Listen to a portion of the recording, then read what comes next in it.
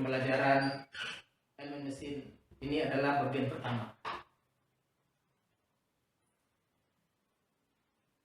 Di mata kuliahnya adalah elemen mesin.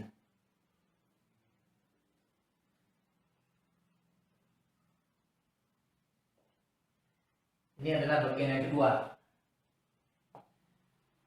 Nah, sebelum kita memulai masuk ke materi lebih lanjut, kita review dulu.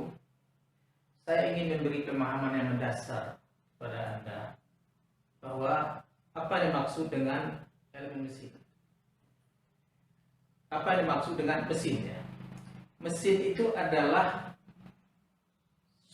peralatan atau perangkat baik sederhana maupun rumit yang berfungsi untuk memudahkan kehidupan manusia.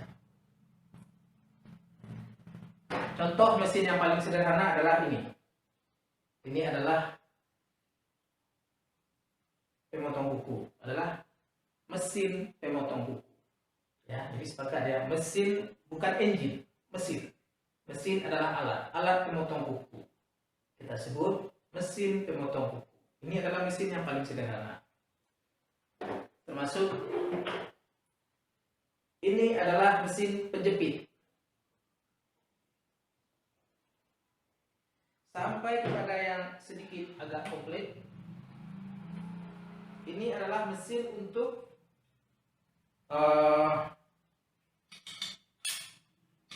mendorong lem biar keluar.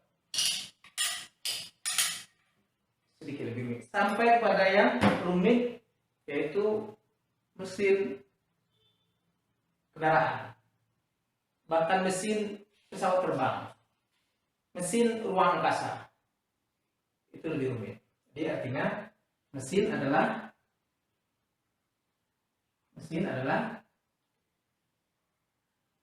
perangkat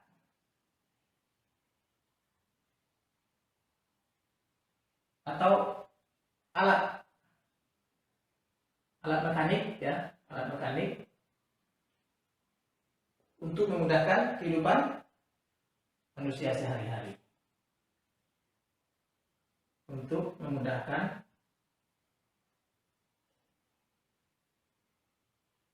kehidupan manusia.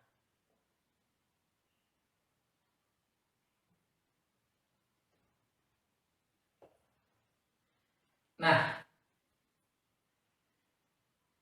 apa yang disebut dengan elemen mesin atau komponen mesin? Atau bahasa lainnya adalah komponen mesin.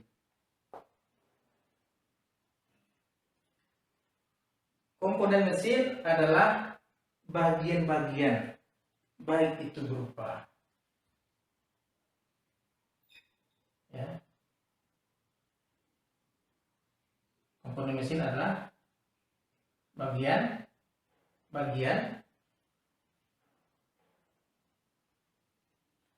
yang menyusun suatu mesin, yang menyusun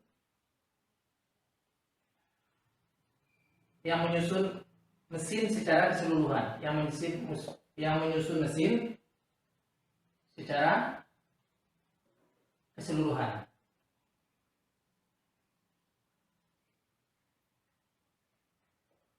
Nah, contoh kembali ke pemotong buku, mesin pemotong buku. Komponennya di sini adalah ada tuas,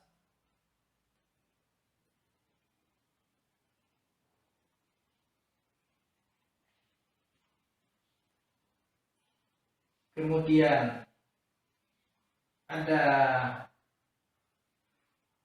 mata ini, ada batang jepit kayak pegas, kemudian ada poros atau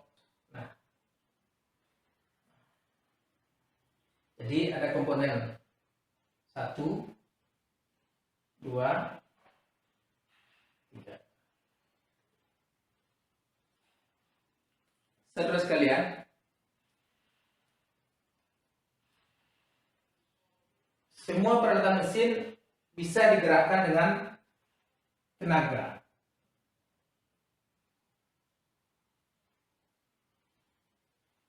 Ya. Tenaga kemudian menghasilkan gerak. Keluarnya adalah gerak. Ada tenaga diproses menghasilkan gerak. Dalam contoh yang tadi, ada tenaga yang diinput oleh tangan menghasilkan gerak, ini maju sehingga mendorong lem keluar. Jadi mesin disebut juga dengan istilah mesin konversi energi. Maka dikenal juga dengan istilah mesin konversi energi.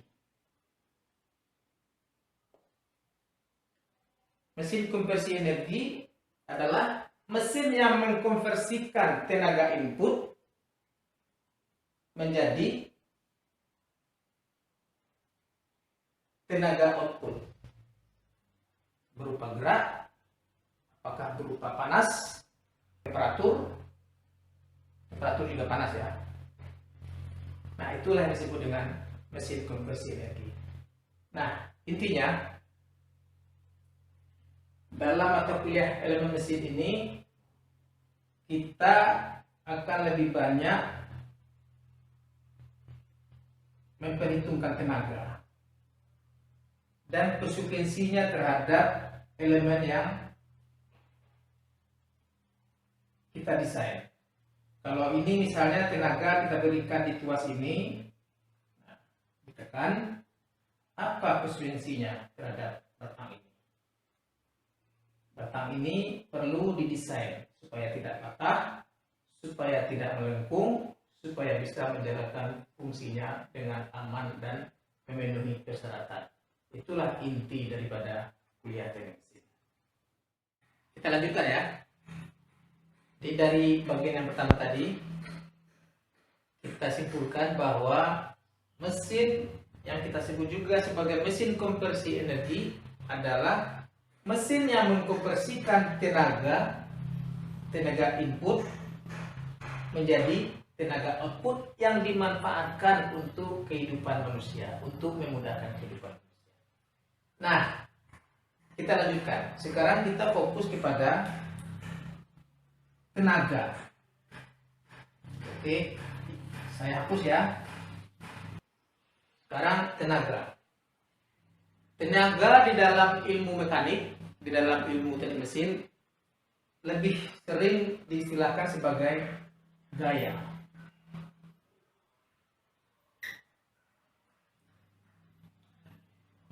Gaya,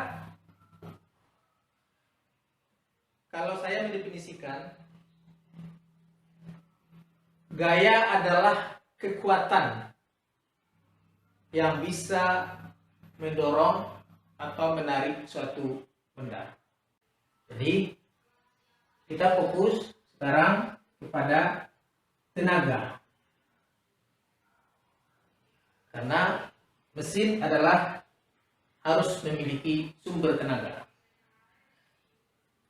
Di dalam ilmu teknik mesin, tenaga itu sering disebut dengan istilah gaya.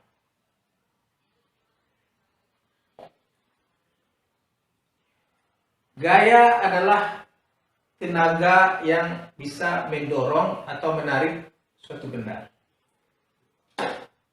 Misal ini saya katakan, ini sebuah benda. Dia akan bisa bergerak kalau ada tenaga. Maka ini disebut dengan gaya dorong. Atau kalau dikasih benang, ditarik ke sana disebut gaya tarik. Gaya tarik dan gaya dorong itu hanya masalah penempatan saja, tapi sepanjang garis gayanya sama, segaris, konsekuensinya akan sama. Ya, didorong dari sini atau ditarik dari sini, itu disebut sebagai gaya. Jadi gaya adalah kekuatan mendorong atau kekuatan menarik.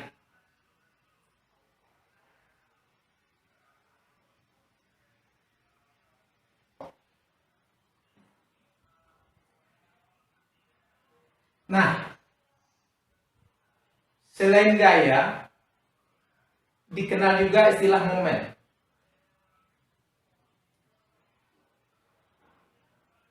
Apa yang membedakan gaya dengan momen? Coba perhatikan.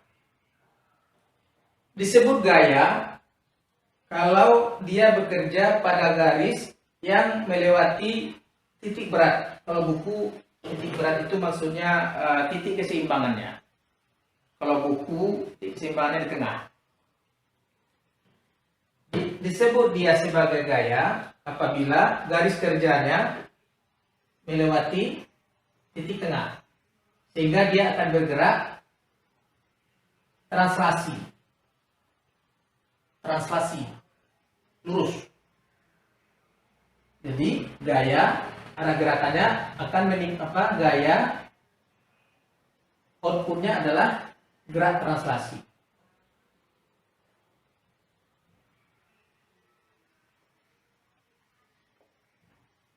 Nah, kalau momen, apabila gaya dorong kita aplikasikan bukan pada titik tengahnya, bukan pada titik pusatnya, tetapi ada jarak. Misalnya sejarak sini. Kita dorong, maka dia akan mengakibatkan gerak berputar. Jadi kalau gaya mengakibatkan gerak translasi, kalau momen mengakibatkan gerak berputar.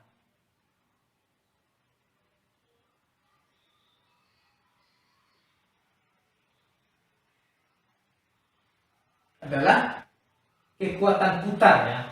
Jadi momen bolehlah disebut sebagai kekuatan untuk memutar. Kekuatan putar.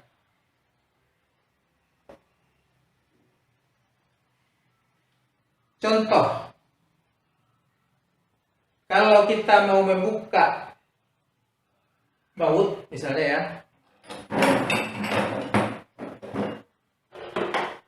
ini adalah kunci L untuk membuka baut ban mobil. Maka kita perlu memutar.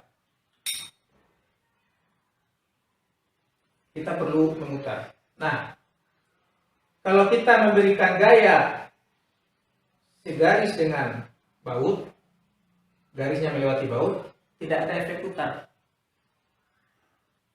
Tapi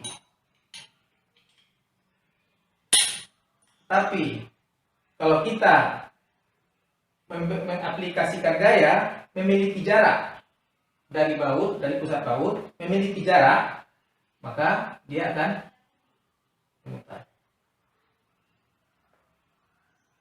Kita gambarkan. Ini adalah baut. Kemudian ini adalah ada lengannya, tuasnya. Maka kalau kita mengaplikasikannya berjarak sejarak L, katakan gaya ini simbolnya adalah F atau force, maka di sini akan timbul momen, kekuatan untuk memutar. Jadi momen adalah kekuatan putar yang disebabkan oleh aplikasi gaya yang berjarak dari sumbu putar. Jadi kalau misalnya kita mau memutar dengan sumbu putar di sini, maka kita harus mengaplikasikan jarak mengaplikasikan suatu jarak. Untuk itu kita perlu tuas. Nah, misalnya begini, kita aplikasikan jarak. Maka di sini timbul momen sebesar M sama dengan F kali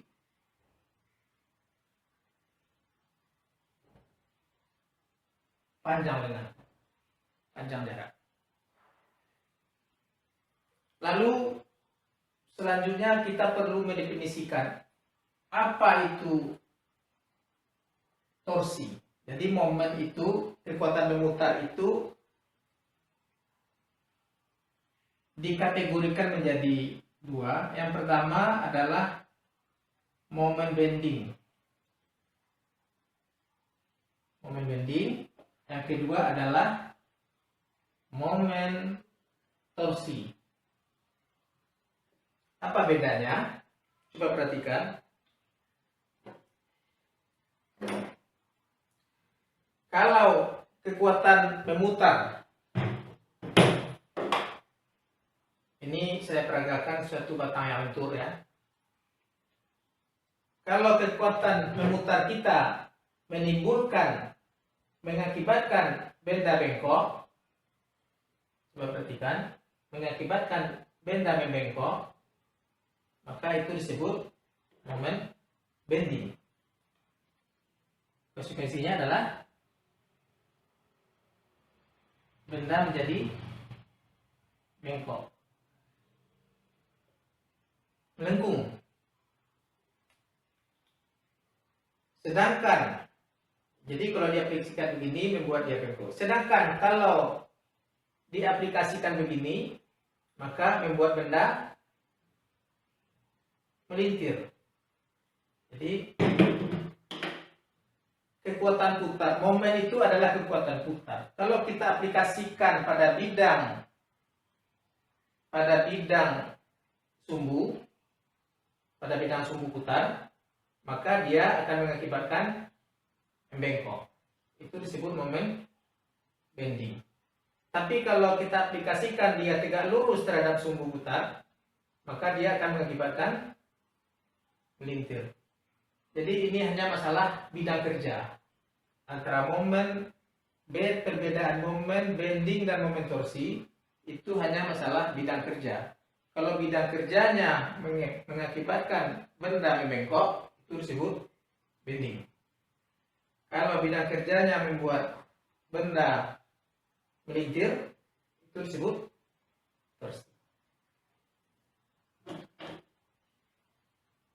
Nah, di dalam banyak aplikasi teknik mesin,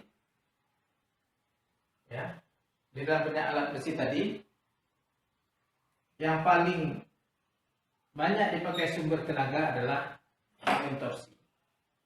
Momen torsi dari yang paling sederhana bisa bersumber dari tuas, kekuatan memutar, obeng misalnya. Ini adalah mesin torsi yang paling sederhana. Sampai yang lebih modern yaitu motor listrik.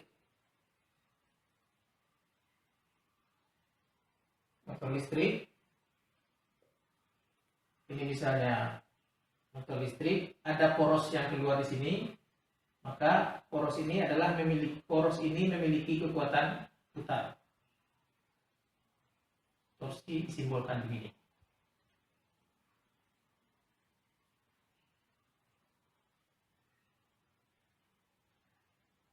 Apalagi sumber putar selain ini, mesin diesel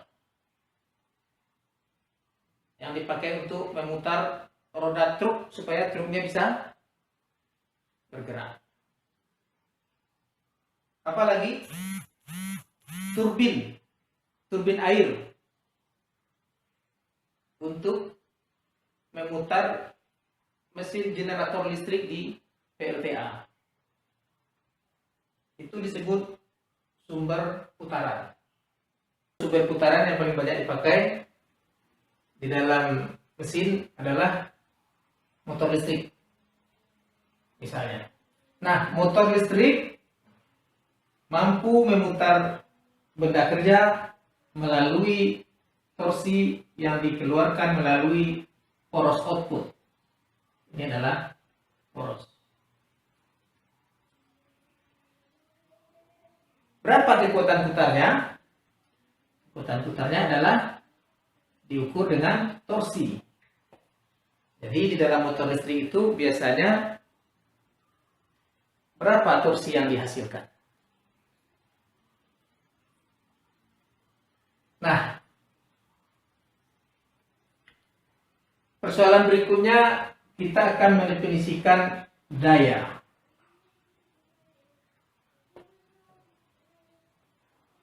Daya itu adalah kemampuan kerja dari suatu sumber tenaga. Daya adalah kemampuan kerja.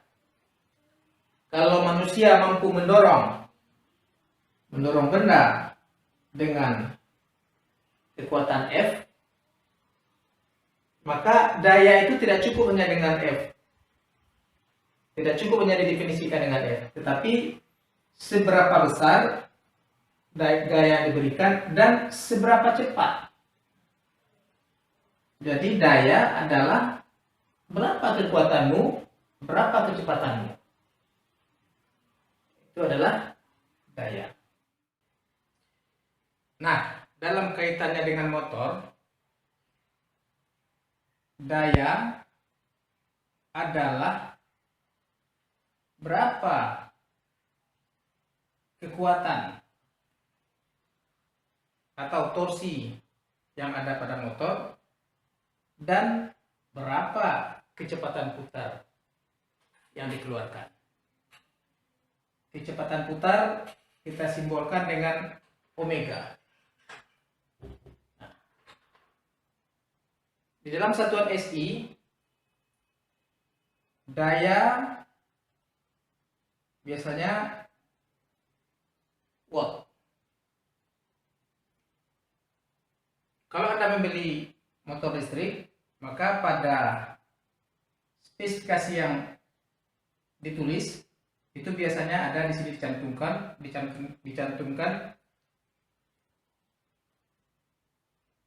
berapa voltasenya, berapa kuat arusnya, kemudian berapa dayanya. Dayanya biasanya dalam HP atau horsepower atau PK. Nah, 1 HP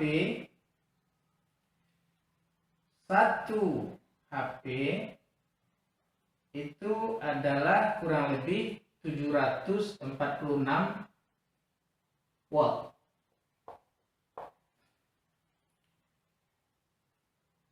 Ya. Jadi 1 HP kurang lebih 746 watt. Di dalam tenaga listrik, ya, HP itu daya itu P biasanya kaitannya adalah voltase kali kuat arus.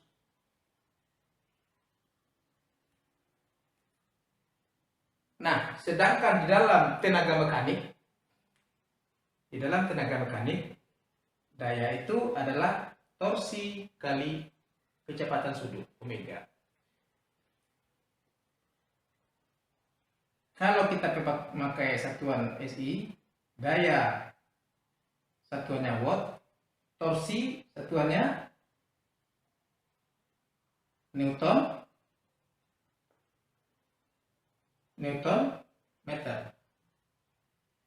Sedangkan watt omega kecepatan sudut adalah radian per detik, radian per second. Nah, saudara-saudara, sekarang saya ingin sedikit mengulas tentang apa itu radian. Radian per detik. Apa itu radian? Definisi. 1 radian adalah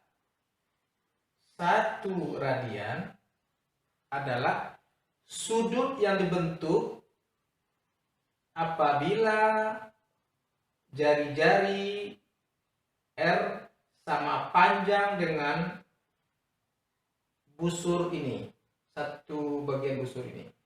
Jadi kalau ini R, ini panjangnya juga R. Maka sudut yang dibentuk itu disebut dengan 1 radian. 1 radian. Nah, sekarang timbul pertanyaan. Satu lingkaran ini berapa radian? Nah, kita bisa menjawab, kita bisa membayangkan.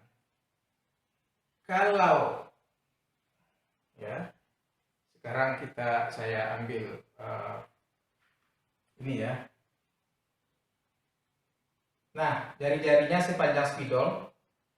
Kalau ini kita susun 1, 2, 3. Nah, kira-kira ini berapa keping? 3.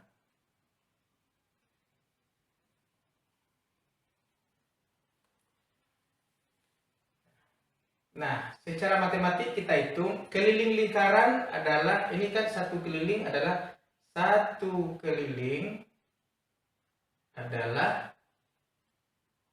apa rumus keliling? 2V kali R. 2V kali R. Berarti satu keliling 2V kali. Ini 2V kali. V itu kan 1 V itu sekitar 3,14. Berarti 2V sekitar 6,28. Jadi 6,28 kali. 2,8 kali ya.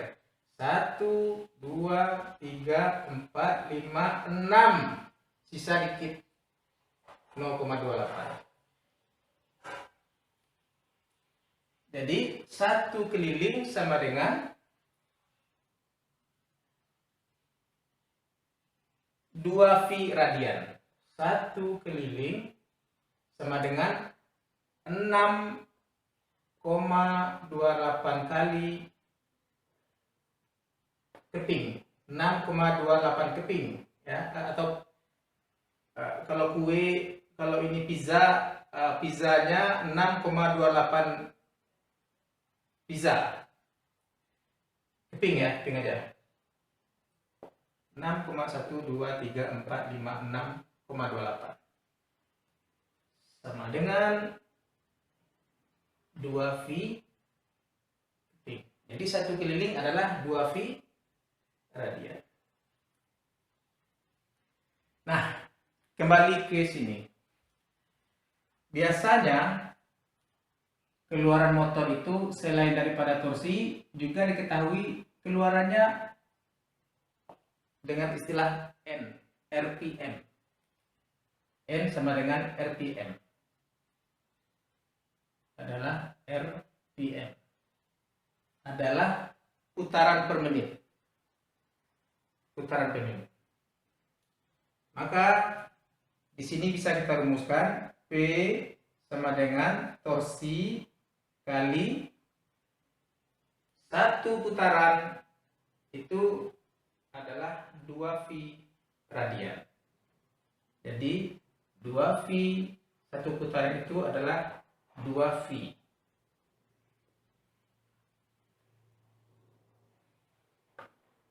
Kalau kita ubah omega menjadi N, maka kali 2V. Nah, karena kita menggunakan satuan detik, ini RPM, ini menit ya, menit. Kalau mau diubah menjadi detik, maka harus dibagi 60. Untuk mendesain elemen mesin, tentu kita lebih butuh persamaan berapa torsi yang dihasilkan kalau daya motor diketahui. Kalau torsi dan kalau daya dan putaran diketahui. Jadi persamaan ini dibalik, torsi sama dengan 60 P bagi 2 pi N. Ya. Atau torsi sama dengan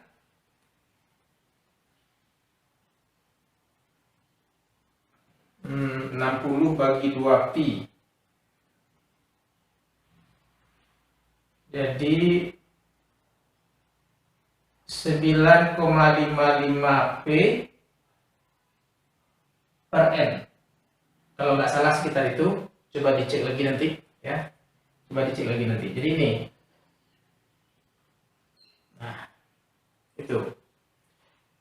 Ini adalah rumusnya. Jadi, kalau kita mau mendesain elemen mesin, kita lihat dulu motornya. Berapa daya, berapa torsi maksimum, berapa N, sehingga kita bisa menentukan torsi. Torsi adalah 9,55 P per N, di mana P harus dikonversi dulu ke dalam watt. Kalau dia masih dalam horsepower, dikali 746. Kemudian N adalah sudah dalam RPM. Sedangkan torsi adalah dalam Newton meter. Assalamualaikum warahmatullahi wabarakatuh. Baik, kita berjumpa lagi pada pertemuan selanjutnya. Kali ini kita akan membahas tegangan pada poros, ya.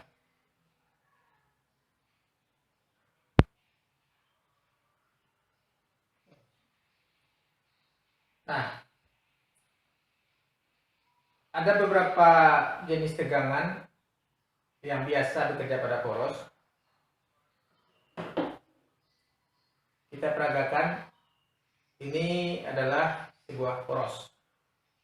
Ya, ini adalah sebuah poros. Beban yang mungkin dialami pada poros, yang pertama adalah beban puntir, sebagaimana yang sudah kita bahas pada minggu kemarin. Ini disebut beban puntir. Dipuntir, melintir. Ya. Yang kedua adalah beban bending, bengkok. Ini adalah bengkok. Ini adalah bengkok. Nah, sekarang coba perhatikan. Yang pertama kita bahas dulu apa pengaruhnya kalau poros mendapat beban puntir. Ini kita gambarkan di sini. Puntir ke belakang, ya.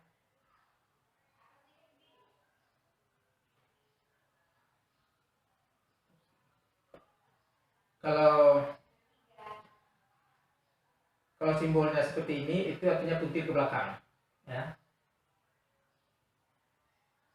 Sedangkan yang di sini puntir ke depan. Maka kalau kita perhatikan sebuah partikel kecil sekali, ini kita buat agak besar supaya bisa digambarkan, akan tergeser seperti jajaran genjang. Nah, jadi miring. Ya.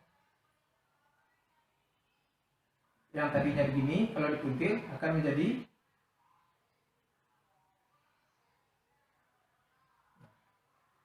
ini. Artinya apa? Ini artinya karena akibat dipuntir ke belakang, memang di sini tergeser.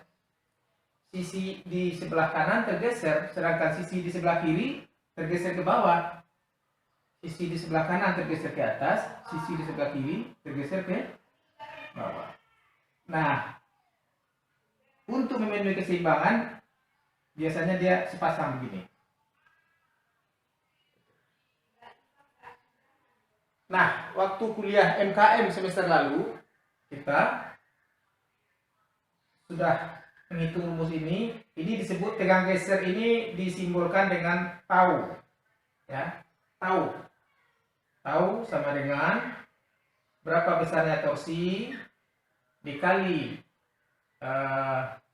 diameternya poros dibagi inersia polar atau J, di mana J sama dengan V R pangkat 4 per 2. Itu rumusnya. Ya.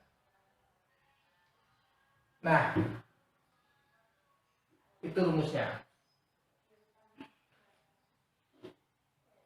Terus bagaimana kalau ini karena torsi ya, jadi ini gabungan. Nah, bagaimana kalau dia jadi gabungan? Ini karena torsi, ini karena, coba kalau kita tinjau karena bending. Ini karena bending. Karena bending adalah peragaannya begini, ya. Ini dibengkokkan ke belakang, begini. Nah, kita lihat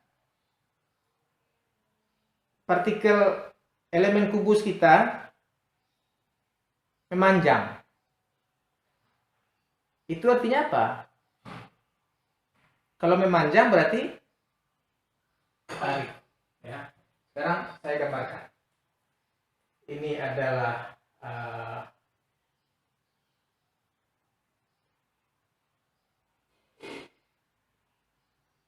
itu ya, ini poros M dibengkokkan begini, ini elemennya di bawah ya, biar dia ketarik. Ini ada elemen di bawah. Maka elemen yang di bawah memanjang.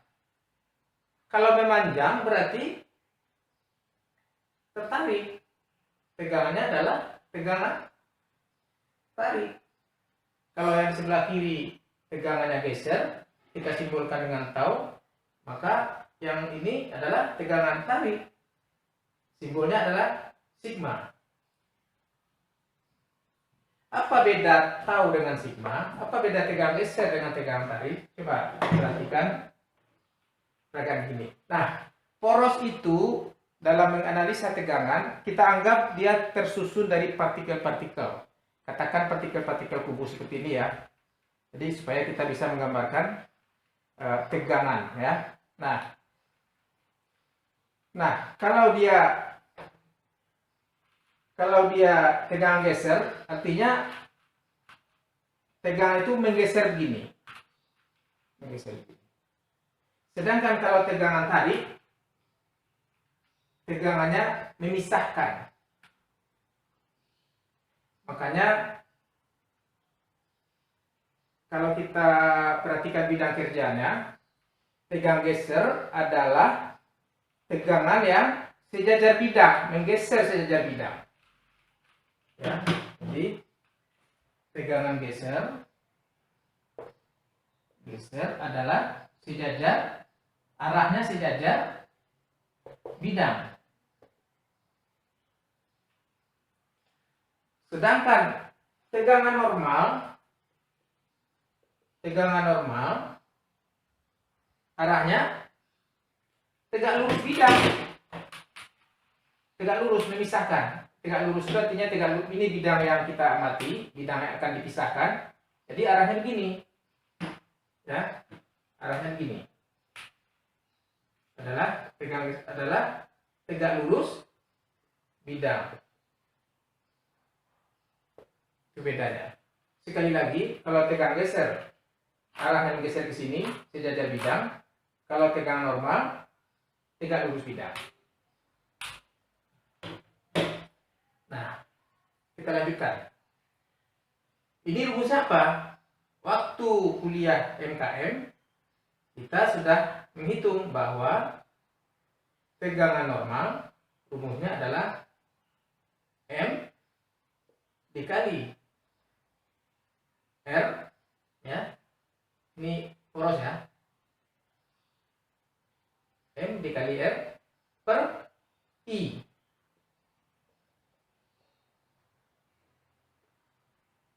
Biar di tengah. Sigma sama dengan MR per I. I itu apa? I itu adalah setengah dari J. Jadi di mana I sama dengan I R pangkat 4 per 4.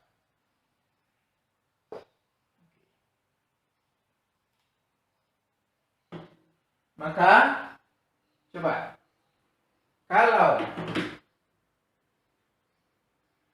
kalau pada suatu poros ada beban gabungan, misal sering kita temui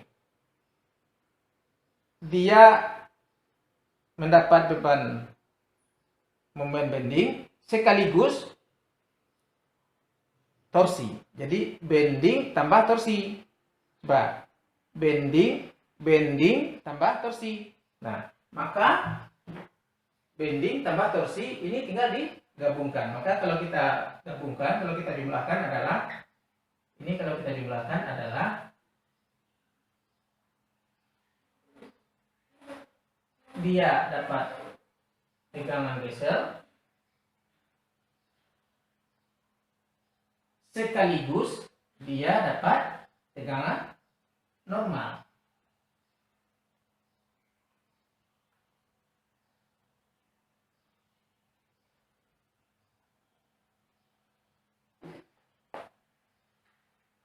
Ya. Ini apa tadi? Sejajar bidang ya, kita pindahin di atas, sejajar bidang. Oke, jadi kalau poros mendapat beban gabungan torsi plus bending, maka karena torsi dia dapat tegangan geser, karena bending dia dapat tegangan normal. Maka keadaan tegangannya adalah seperti ini. Tegangan gabungan.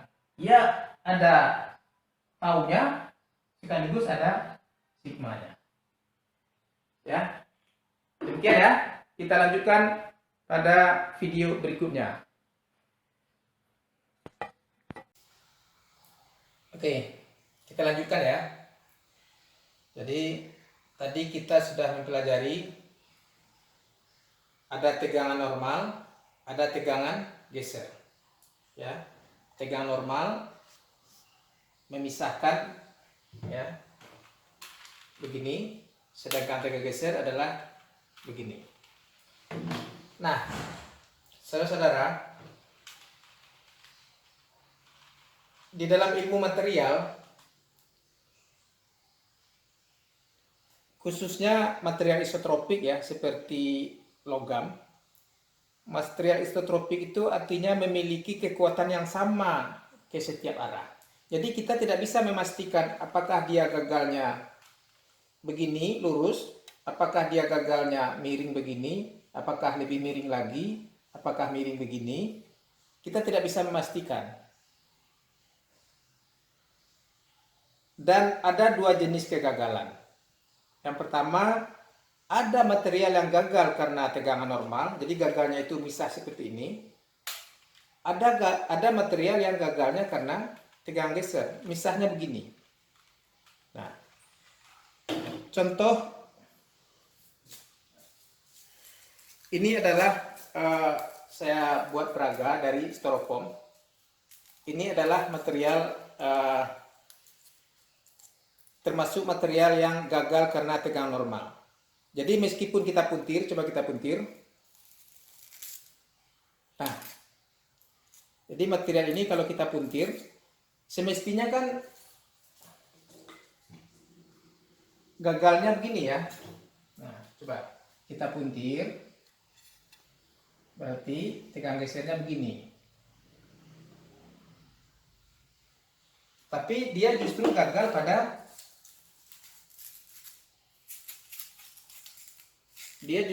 pada kemiringan 45 derajat. Pada kalau ini X, ini sumbu Y, justru dia gagal pada miring begini, 45 derajat.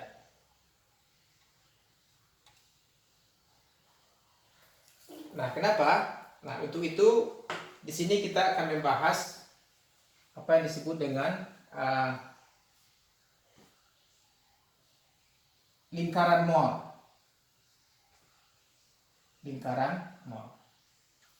Lingkaran Mohr fungsinya adalah untuk memetakan, ya. Kalau keadaan begini, berapa tegangan geser, berapa tegangan normal, karena pada berbagai sudut, ya, kita bisa memetakan berapa tegangan normal, berapa tegangan geser. Nah, kalau material itu material yang jenisnya kegagalan tegangan normal, maka kita akan menentukan pada posisi mana tegangan normalnya maksimum. Jika material yang kita tinjau itu gagalnya karena tegangan geser, maka kita akan tinggal mencari pada posisi mana dia memiliki tegangan geser yang maksimum. Oke, kita langsung saja kita peragakan. Nanti mungkin akan lebih paham lagi. Langkahnya yang pertama adalah buat sumbu. Ini adalah untuk tegangan normal, sumbu tegak untuk tegangan geser. Ini adalah sumbu X, ini adalah sumbu Y, ya. Nah, sekarang kita plot dulu. Pada sumbu X, tegangan normal adalah 0. Nggak ada tegangan normal di sini, ya. Jadi tegangan normal tadi yang arah tegak lurus bidang tidak ada. Jadi 0. Sedangkan tegangan gesernya ada. Ya, katakan tegangan gesernya segini. Nah, ini sekali aturan mainnya ya. Kalau tegangan gesernya arahnya melawan jarum jam, maka kita plot dia di bawah, ya. Counterclockwise. Kalau dia ini adalah melawan jarum jam, kita plot dia di bawah. Sedangkan kalau dia searah jarum jam, ya, jadi ini memutarnya searah jarum jam, kita plot dia di atas. Maka pada sumbu X dia ada di bawah, pada sumbu Y dia ada di atas. Nah, kemudian kita hubungkan kedua titik. Nah, ini adalah garis ini adalah diameter lingkaran Mohr. Nah, kalau dia diameter berarti lingkarannya sendiri adalah ini, ya. Ini pusatnya. Ini semacam jangkar untuk membuat lingkaran. Nah, ini. Coba perhatikan, ya. Ini tadi sumbu X, ini tadi sumbu Y.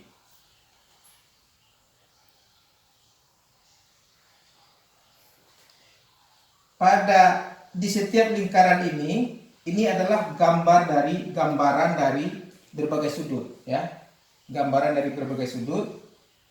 Pada sudut segini, nah, sudut apa? Kalau kita mau mencari tegangan normal tadi, karena material styrofoam ini gagal karena tegangan normal, jadi kita butuh tegangan normal maksimum. Kita ingin tahu di mana tegangan normal maksimum? Ya, di semua diagram ini yang maksimum adalah di sini. Tegangan normal adalah di sini. Ini kita sebut dengan sigma max, ya. Nah, berapa sudut dari sumbu X ke sumbu sini? Coba perhatikan. Pada gambar elemen atas, sumbu X dan sumbu Y-nya ada berjarak 90 derajat. Sedangkan pada lingkaran Mohr, sumbu X dan sumbu Y adalah 180 derajat. Ini satu garis. Berarti theta di sini sepadan dengan 2 theta di sini. Sudut di sini padanannya adalah 2 kali di sini. Nah, Coba, berarti sekarang kalau kita mau mengorientasikan, ini adalah berapa ini? 45 derajat. Nah, pada 45 derajat, ini adalah sudut orientasi yang baru, kita simbol dengan X aksen. Ya, sedangkan Y-nya sini adalah Y aksen. Antara X dan X aksen ada 45 derajat. 45, 90. Maaf. 90 derajat.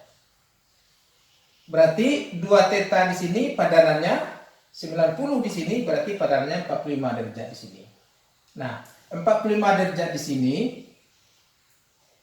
keadaan tegangan pada sudut 45 derajat kita lihat sigmanya sama harganya dengan tau. Jadi sigmanya di sini, sedangkan tegangan gesernya 0. Pada ini adalah sumbu X aksen, sedangkan ini adalah sumbu Y aksen. Ya, jadi X dengan X aksen sama dengan maaf, ini ada yang salah ini. Tunggu. Maaf ya. Sebentar. Jadi theta di sini sepadan dengan 2 theta di sini. Nah, artinya kita memutar 90 derajat ke sini searah berlawanan jarum jam sama dengan memutar setengahnya 45 derajat. Jadi 45 derajat itu di sini. Nah, 45 derajat. Jadi kita buat ini X, tadi X menjadi X aksen, sekarang Y menjadi Y aksen. Nah, ini adalah gambar elemen kita yang baru. Arahnya begini. Ya, X aksen. Nah, pada arah X aksen tegangan normalnya ada, tegangan gesernya 0, ya. Sedangkan pada sumbu Y aksen tegangan normalnya jadi negatif. Ini negatif. Nah, kalau karena material ini getas, ya, dipisahkan oleh tegangan normal. Tegangan normal berarti dia terpisah pada sudut 45 derajat.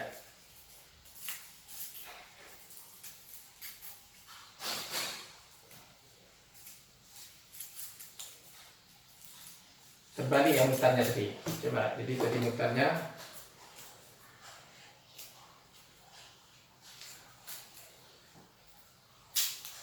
nah gitu. Jadi yang membuat dia memisah adalah 45 derajat karena memang tegangan normalnya yang membuat dia gagal. Nah, itu maksud dari orientasi tegangan dengan lingkaran Mohr.